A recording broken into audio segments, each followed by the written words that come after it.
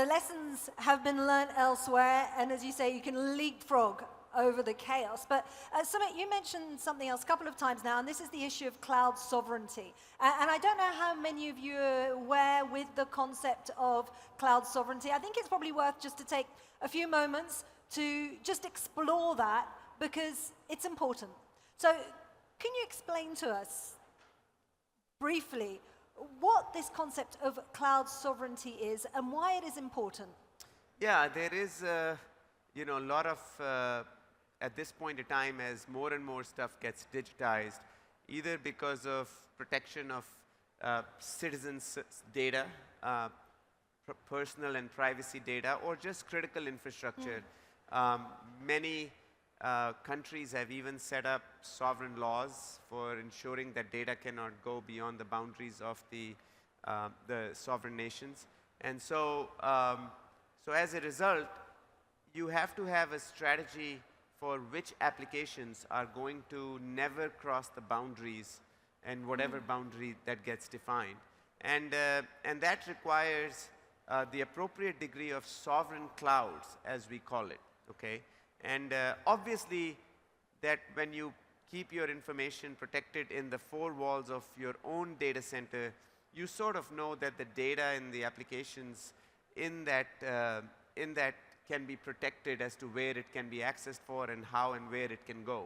But once it starts going into the cloud, you need to make sure that sovereignty rules are applied. So what VMware has done is we have created partners in the region, in various countries in the region, that provide what we call sovereign cloud.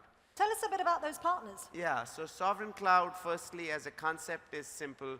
You're getting a cloud-like experience with the required, what we define as minimum standards, and are also meeting the national sovereignty requirements delivered by someone using our technology, again providing the similar and consistent operating environment that I talked about, but with sovereignty requirements that we have defined. Okay, so that's the concept of sovereign cloud.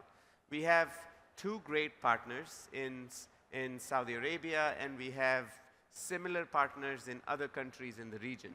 So, for example, STC provides a sovereign cloud running with VMware technology in the kingdom, and we also have NIC as part of Saudiyah, who does that for public sector. Both of them are amazing, started with as customers of ours, great skill sets in running private cloud using our technology and delivering some amazing citizen services and business services in the country. And now they've expanded and taken the same infrastructure with the sovereignty requirements and provide sovereign cloud.